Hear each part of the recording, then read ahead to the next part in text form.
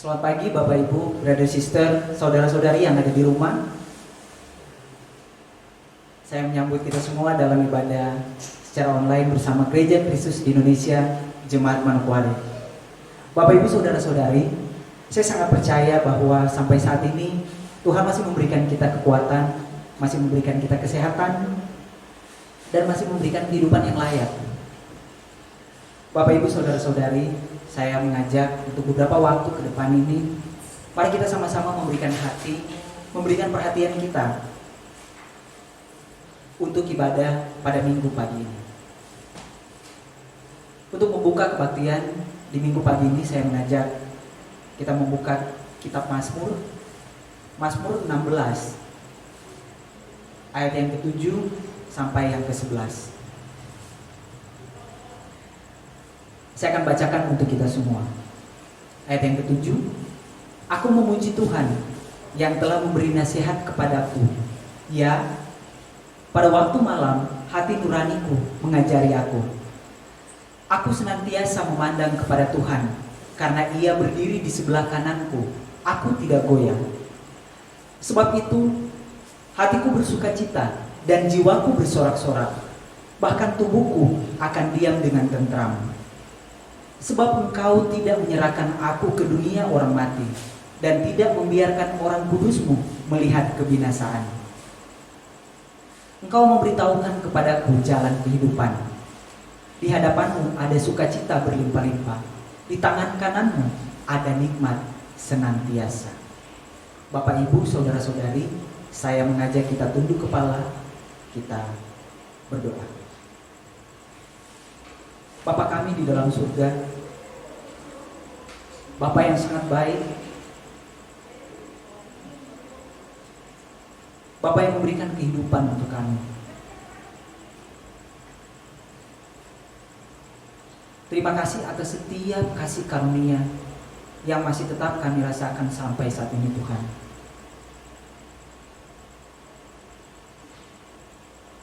Mungkin saat ini, Tuhan, ada begitu banyak kegelisahan, ada begitu banyak kepanikan, ada begitu banyak ketakutan, ada begitu banyak permohonan.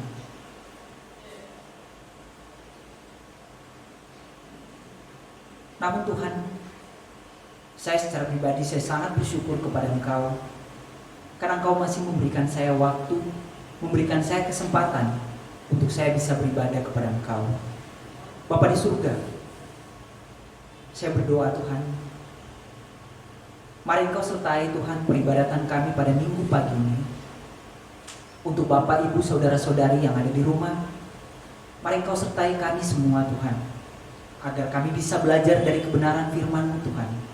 Kami bisa memuji Engkau, kami bisa melakukan perjamuan kudus Tuhan. Dan semuanya itu kami melakukan dengan mata dan hati yang tertuju hanya untuk Engkau Tuhan. Bapa di surga, kami siap untuk beribadah pada minggu pagi ini. Di dalam nama Tuhan Yesus Kristus, yang adalah Tuhan dan Juru Selamat kami yang hidup, kami buka ibadah minggu. Amin.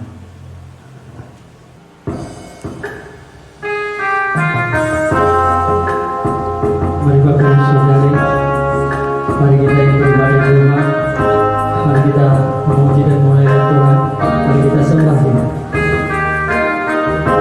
Christ is enough for all.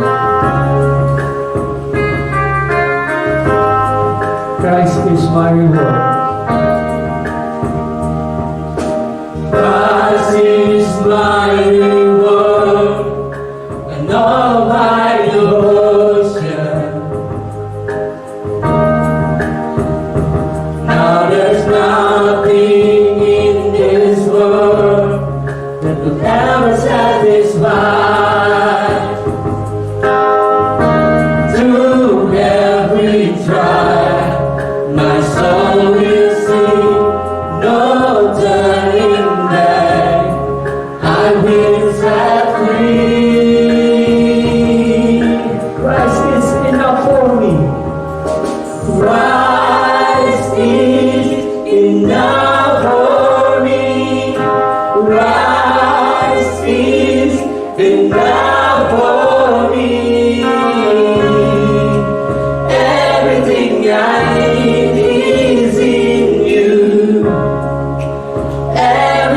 everything I need.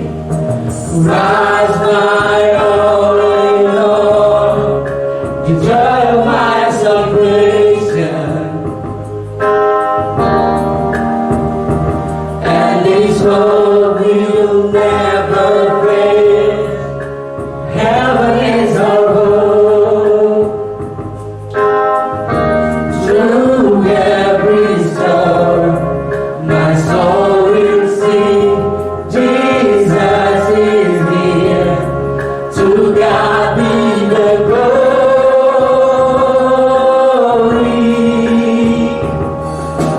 Rise is in our glory. Rise is in our glory. Everything I need is in you. Everything I need is in our glory. Christ is in our glory. Christ is in our glory. Everything I need is in you. Everything I need, I have decided to follow Jesus. No turning back, no turning. I have decided to follow Jesus. No turning back, no turning. The cross before me, the war behind me. No turning back, no turning back. The cross before me, the war behind me. No turning back, no turning, no turning back, no turning back, no turning, no turning back, no turning back.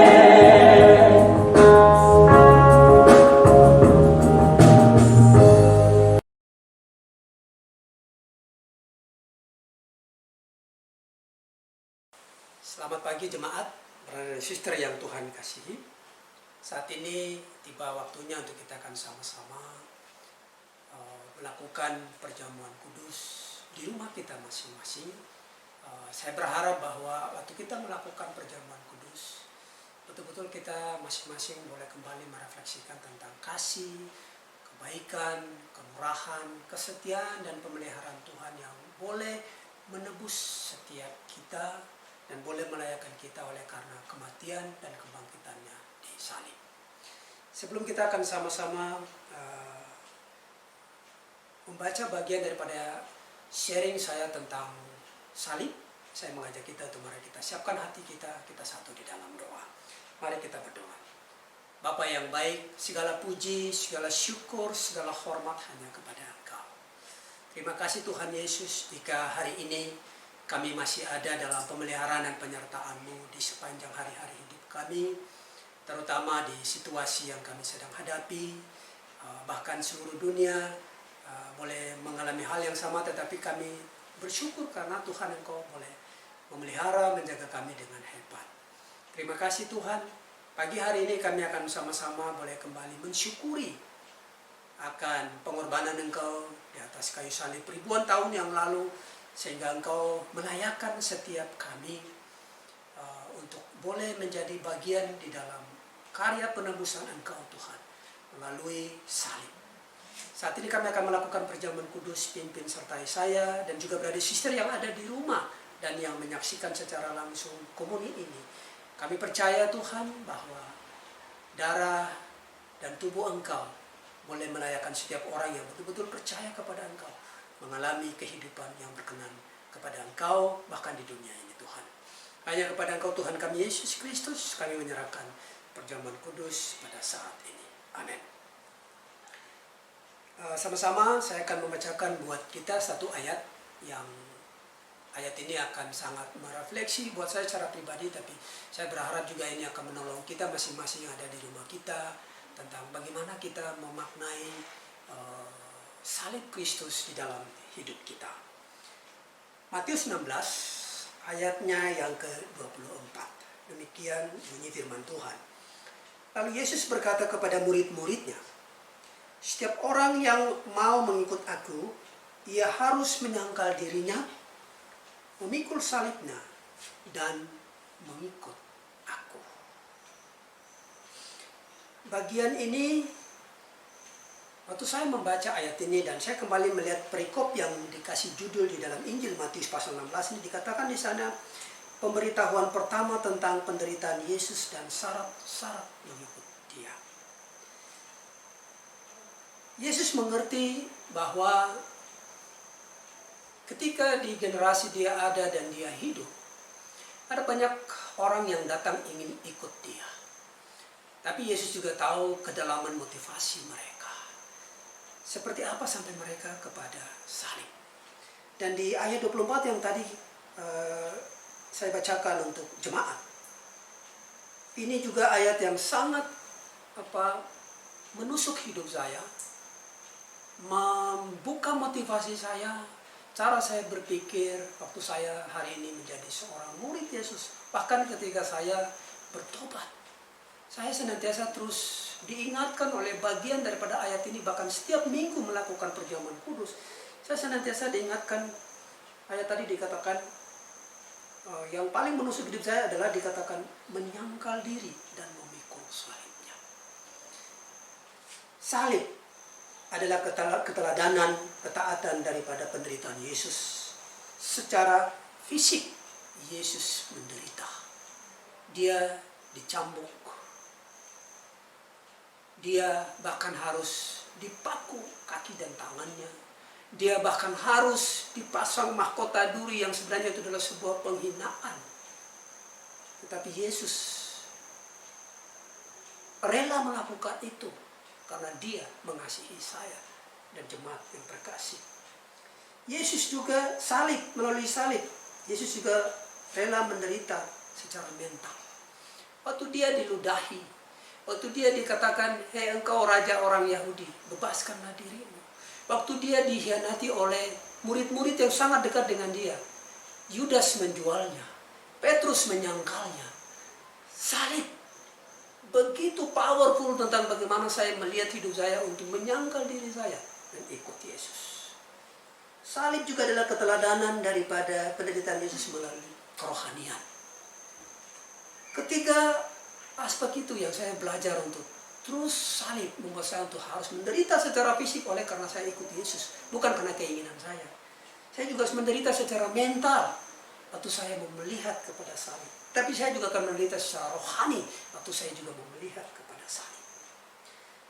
Jemaat yang terkasih, salib hari ini memampukan saya untuk menyangkal diri saya terhadap dosa-dosa saya. Saya tahu bahwa tidak mudah hari ini menjalani hidup sebagai seorang murid, terutama di situasi yang hari ini sedang kita hadapi. Tapi saya sangat bersyukur waktu mata saya tertuju kepada salib. Salib memampukan saya untuk bisa meninggalkan dosa-dosa saya. Salib memampukan saya juga untuk mengasihi satu sama lain, menembus batasan-batasan yang dibuat manusia, baik kepada diri saya sendiri maupun juga orang lain, menembus segala latar belakang, kekurangan, kelemahan, kaya dan miskin, suku, budaya, strata pendidikan, dan lain-lainnya, terutama di situasi COVID pandemi ini, Tuhan. Salib membuat saya untuk mengasihi lebih daripada apa yang bisa saya lakukan. Saya ajak kita, saat sebentar kita akan sama-sama minum anggur yang melambangkan darah Yesus dan makan roti yang melambangkan tubuh Yesus. Betul-betul kita ingat, salib itu telah memampukan kita dalam hal apa. Salib itu betul-betul salib yang betul-betul powerful dalam hidup kita.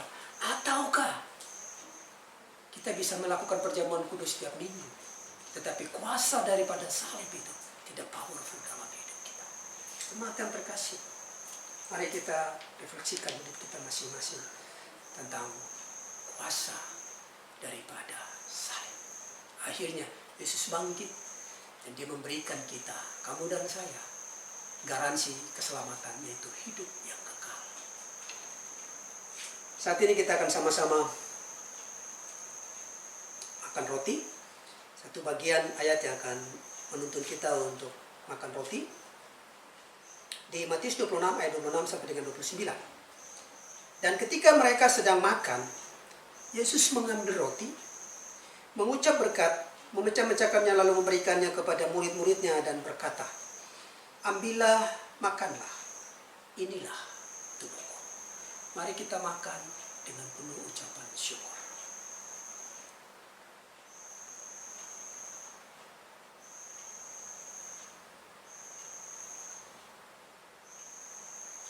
Sesudah itu, ia mengambil cawan, mengucap syukur, lalu memberikannya kepada mereka dan berkata, minumlah kamu semua dari cawan ini, sebab inilah darahku, darah perjanjian yang ditumpahkan bagi banyak orang untuk pengampunan dosa. Mari kita minum dengan penuh ucapan syukur.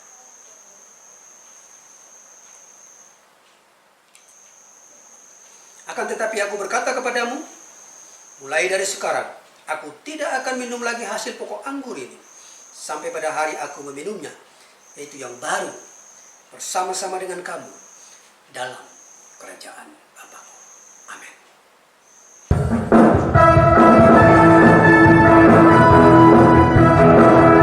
Mari Bapak Ibu Saudara yang berada di rumah, kita akan memuji dan melayani Tuhan kita dengan penuh sukacita, angkat pujian, sungguh nyata kasih-Mu. Seindahnya pelangi, secerahnya mentari.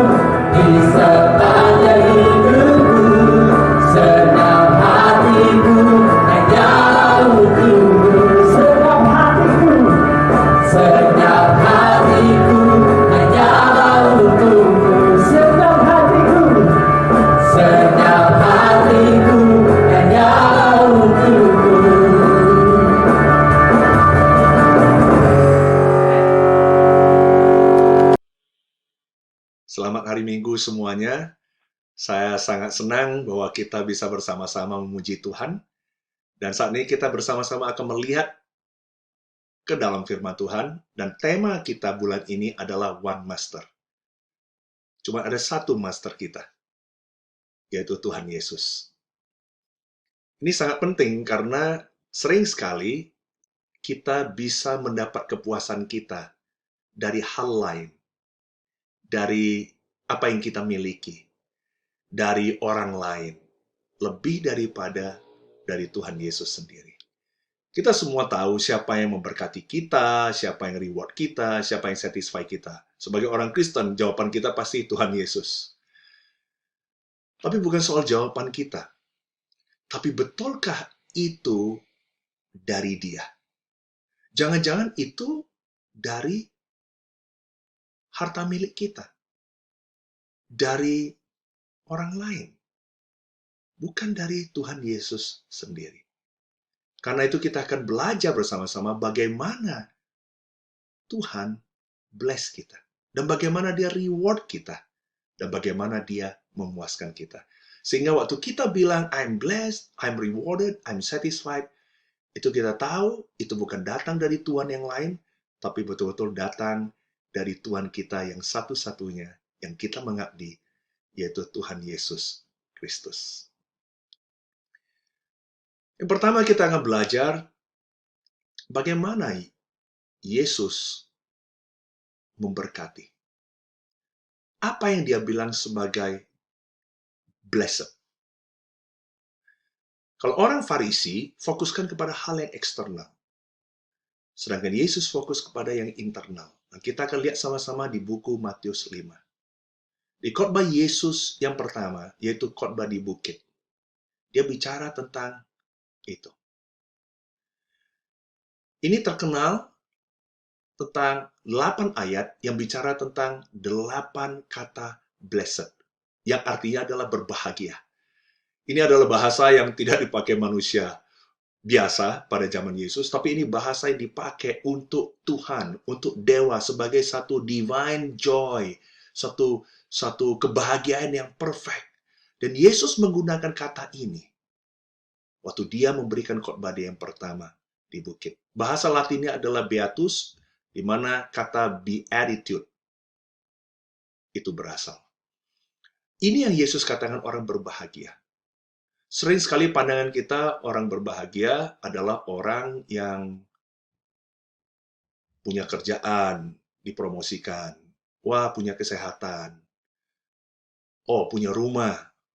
Dan banyak orang bilang, I'm so blessed. Dan itu nggak salah. Itu baik adanya. Cuman masalahnya, blessing dan bahagia yang membuat orang bahagia adalah hal-hal yang eksternal.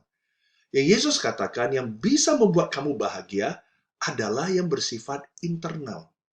Dan Dia bicara tentang 8 ucapan bahagia ini yang Dia katakan, kamu percaya nggak? Yang betul-betul bahagia adalah yang ini, yang saya definisikan. Bukan yang kamu pikirkan dan yang kamu definisikan.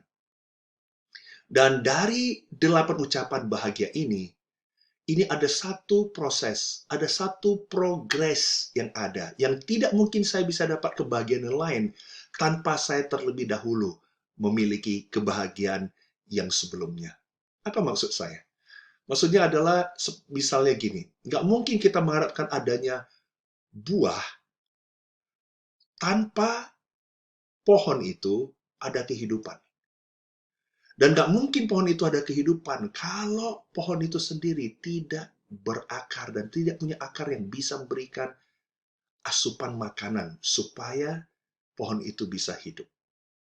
Sama juga, Yesus katakan, saya mau bicarakan tentang akarnya dulu. Ini adalah kehidupan yang harus kamu hidupi supaya kamu bisa berakar dan kamu bisa merasakan bahagia ini.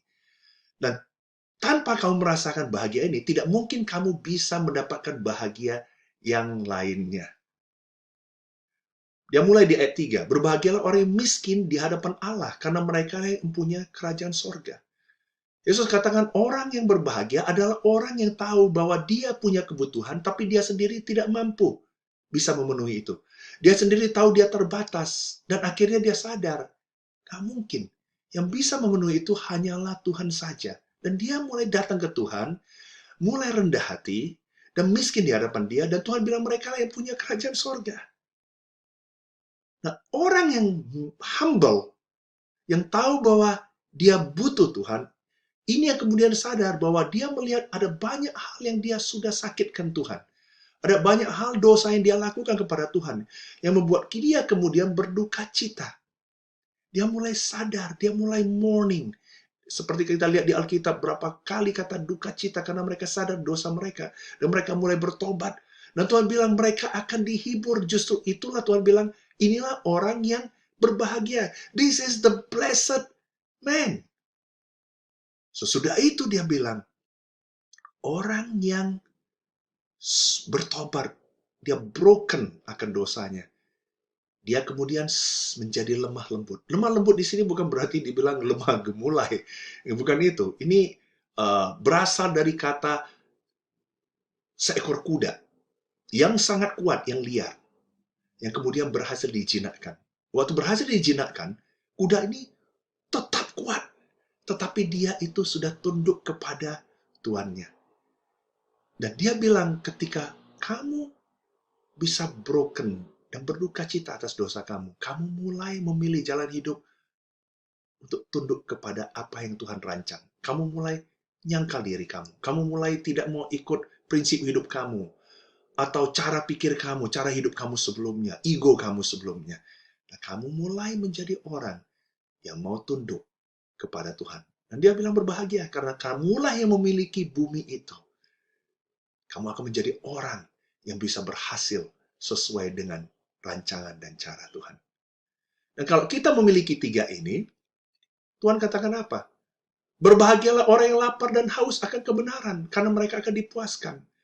Orang ini kemudian akan menjadi lapar dan haus. Mereka mau cari Tuhan, mereka rindu Tuhan, mereka rindu kebenaran. Mereka suka. Mereka betul-betul gak usah disuruh juga mereka mau datang ke Tuhan berdoa. Mereka mau tahu apa yang Tuhan ajarkan. Dan Tuhan bilang, ini adalah orang yang blessed.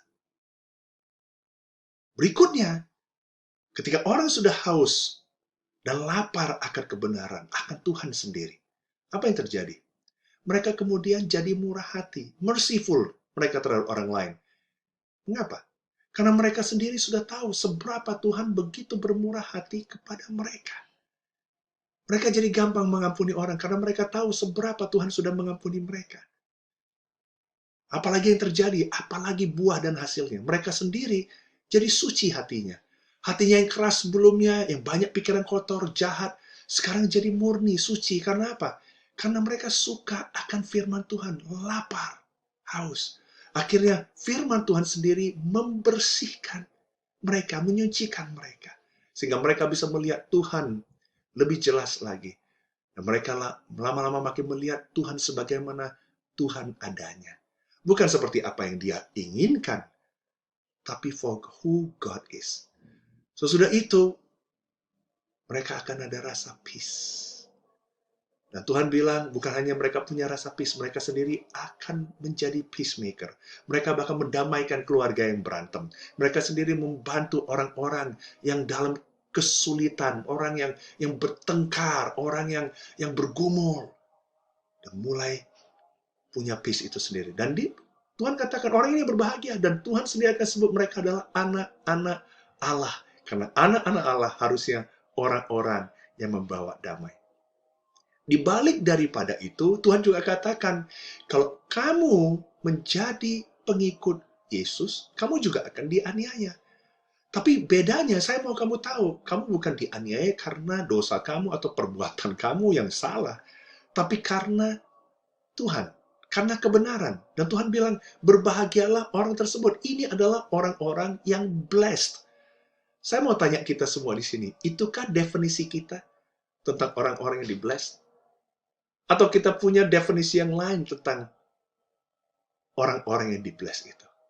Tuhan katakan, orang-orang inilah yang mempunyai kerajaan surga. Saya mau kita tahu bahwa kalau kita mau punya hati yang suci. Kita mau punya kedamaian. Kamu mau doa berapa banyak pun, mau ke gereja, pelayanan berapa sering pun, kamu nggak akan bisa dapatkan itu. Jika kamu tidak memulai itu dari akarnya. Kita harus bisa ada rasa kita need Tuhan.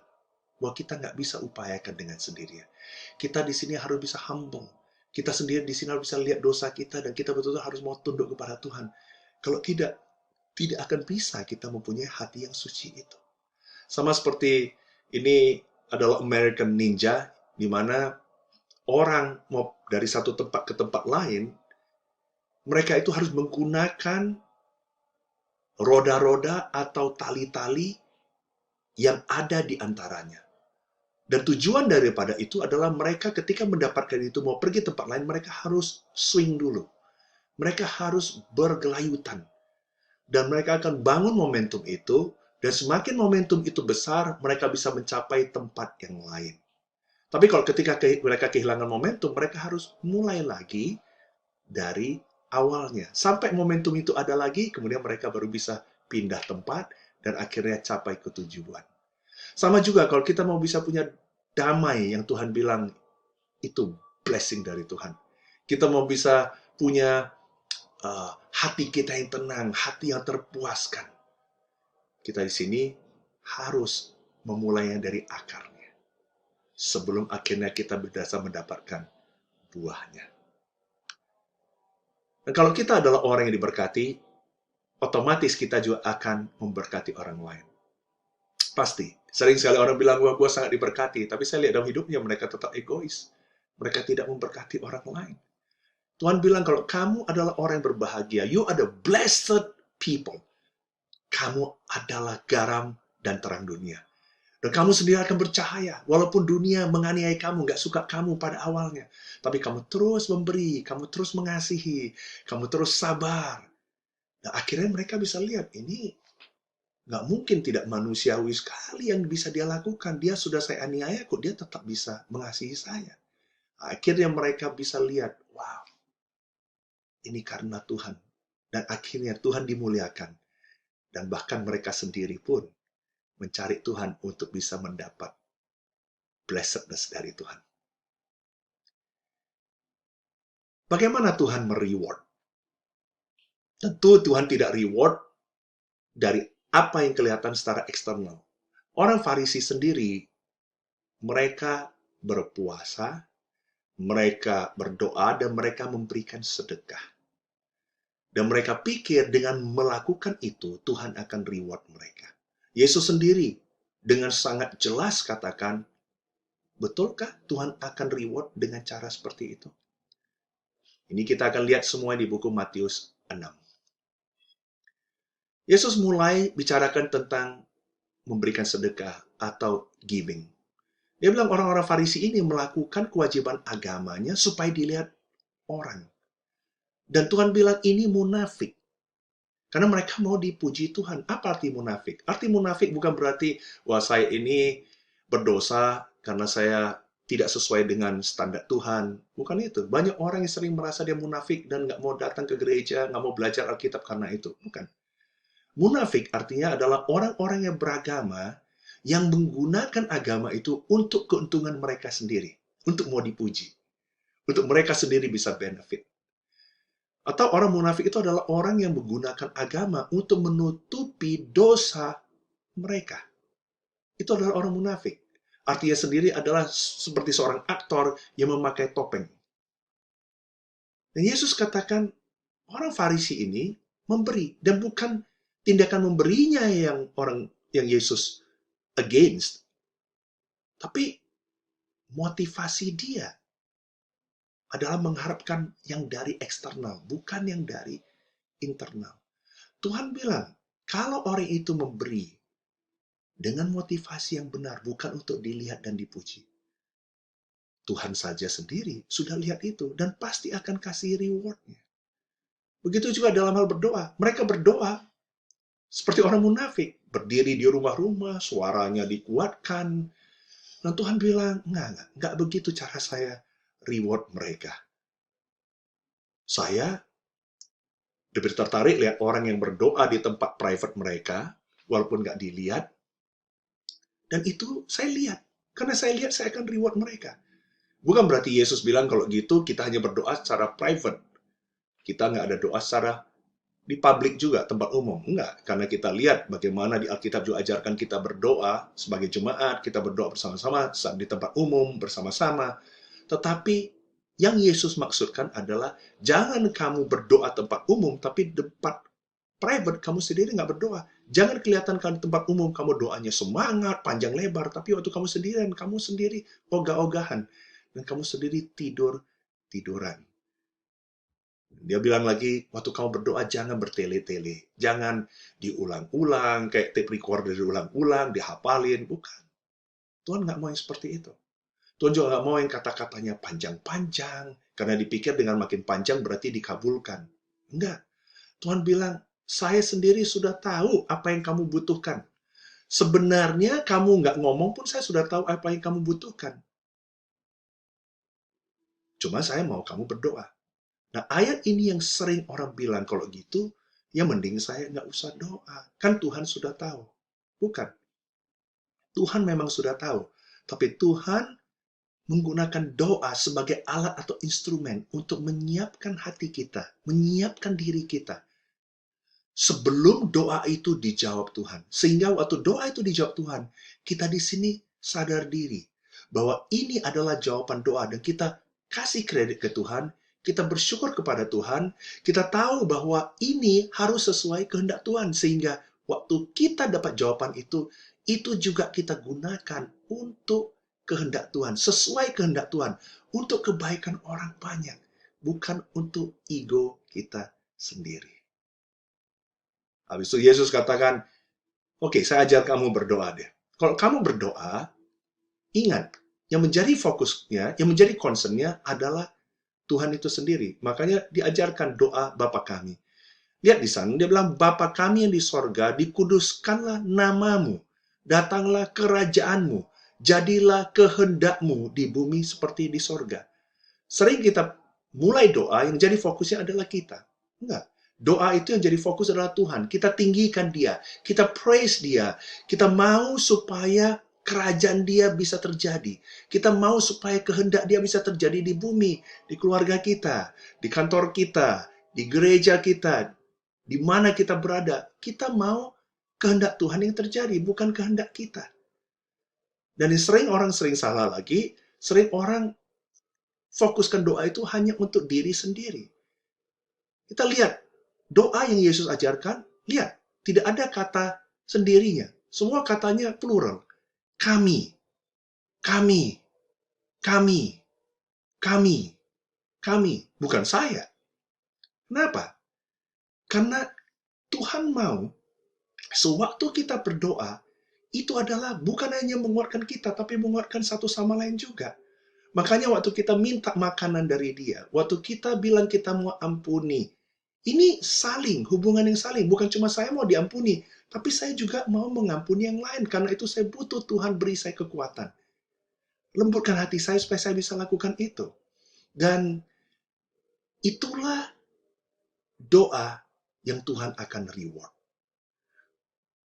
Bagaimana Anda berdoa?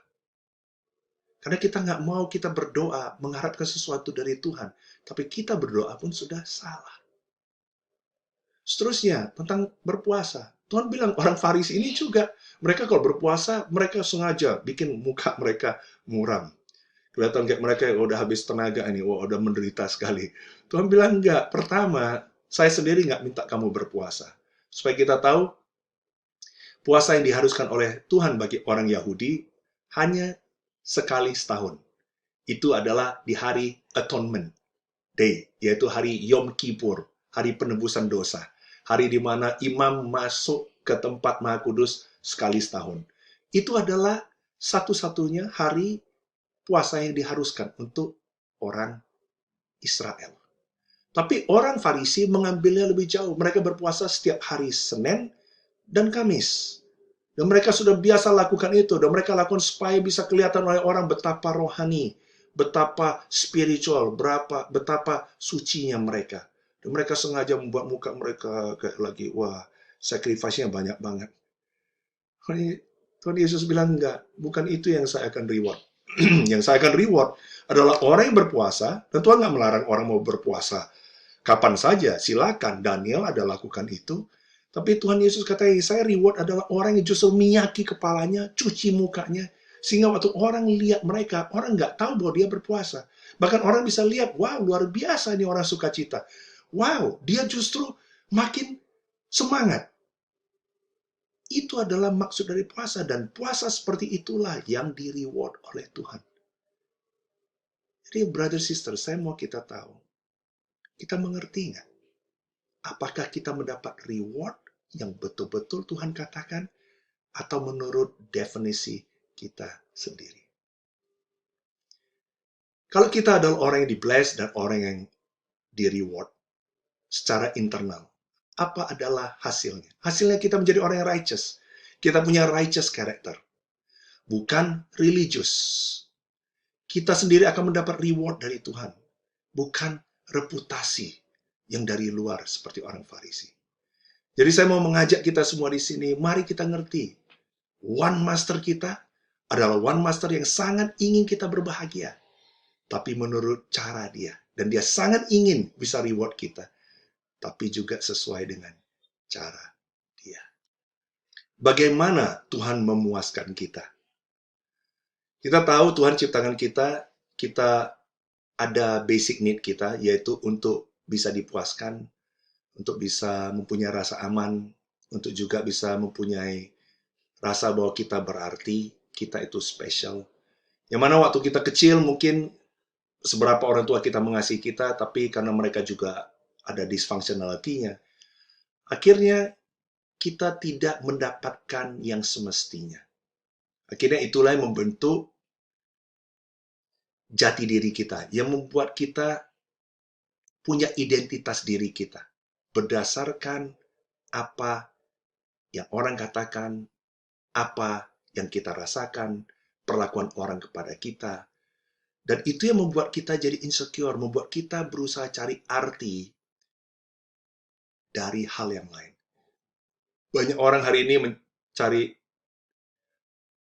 rasa untuk bisa dianggap, rasa untuk ada signifikannya dari terus membuktikan dirinya. Untuk bisa lebih kaya, untuk lebih mencapai sesuatu. Dan setelah dia capai itu, dia kembali kosong. Karena itu adalah belief identity dia. Identitas dia percaya bahwa itulah yang bisa membuat dia terpuaskan. Tapi tidak. Tuhan ciptakan kita sesuai dengan image dia. Dia berikan kita true identity yang harus kita tahu dengan jelas. Kalau enggak, kita di sini tidak akan pernah terpuaskan. Dan kita mulai lari ke uang, ke posisi, ke mamon untuk bisa mendapatkan kepuasan itu. Bukan kepada Tuhan. Di buku Matius 6 ayat 19, Yesus katakan, janganlah kamu mengumpulkan harta di bumi. Di bumi ngengat dan karat merusakkannya, dan pencuri membongkar serta mencurinya. Tetapi kumpulkanlah bagimu harta di sorga. Di sorga ngengat dan karat tidak merusakkannya, dan pencuri tidak membongkar serta mencurinya. Sering orang lihat ini dan orang bilang, oh berarti nggak boleh ya saya cari uang. Nggak. Ada orang yang berpikir bahwa material itu adalah hal yang jahat. Terutama ini diajarkan oleh Plato dan ini masuk dalam cara berpikir orang Yunani. Jadi spiritual yang baik, material itu jahat atau evil. Tapi di mata Tuhan, dan orang Yahudi juga mengerti bahwa spiritual dan material itu diciptakan Tuhan dan baik adanya. Dan kita perlu itu. Ada lagi orang yang salah mengerti yang akhirnya melihat material sebagai hal yang jahat, akhirnya mereka membuang semua harta bendanya, membuang semuanya dan hidup di gua. Nah, ini adalah orang yang ekstrim yang masuk kepada ascetism, yang menganggap bahwa itu adalah hal jahat. Tapi buat apa itu dibuang kalau juga orang tidak spiritual? Karena it is not wrong to possess things, but it is wrong for things to possess you. Tidak salah untuk memiliki sesuatu, tapi salah kalau benda itu, uang itu, mamon itu yang memiliki kamu. Yang terjadi adalah Yesus bilang, kumpulkanlah harta. Justru dia encourage, investasi. Bahkan di perumpamaan tentang talenta, dia bilang, jangan kamu sembunyikan. Enggak, kamu justru harus investasikan, lipat gandakan. Jadi bilang, kumpulkan harta. Tapi pastikan tempatnya benar. Jangan di bumi, di mana itu akan hilang, karena itu hanya sementara. Tapi kamu harus bisa invest di surga untuk kekekalan. Jadi gunakan uang kamu, harta kamu, untuk kekekalan.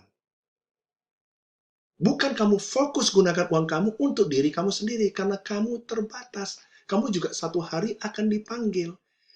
Jadi, you cannot take it with you. Kita tahu berapa banyak kita lihat orang yang meninggal dipanggil Tuhan. Mereka nggak bisa bawa apa-apa.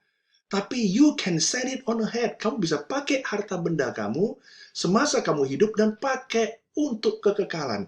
Pakai untuk bantu orang bisa ngerti Tuhan. Bawa untuk bisa mengasihi orang. Bantu orang-orang supaya orang akhirnya bisa lihat Tuhan dengan jelas. Itu yang Tuhan katakan. Ini harus kita kumpulkan. Jangan kita jadi pasif, tapi kita harus proaktif dan agresif untuk itu.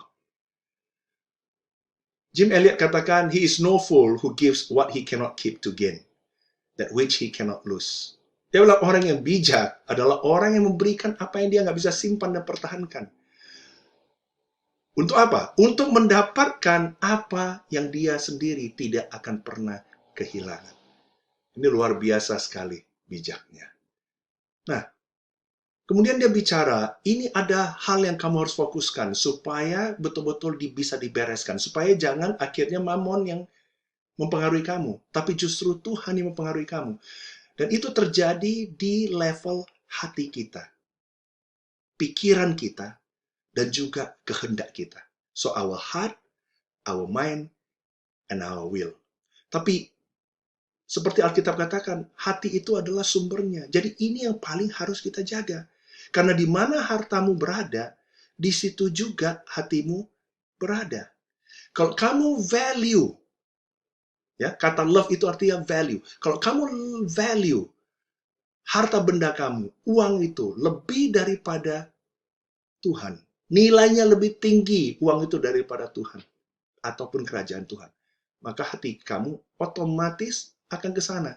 Mau kamu doa, mau ke gereja, mau berapa sering pelayanan, nggak bisa. Tetap itu yang akan bawa hati kamu kemana. Jadi, di dalam mendapat satisfaction, orang karena bingung dibutakan, orang akhirnya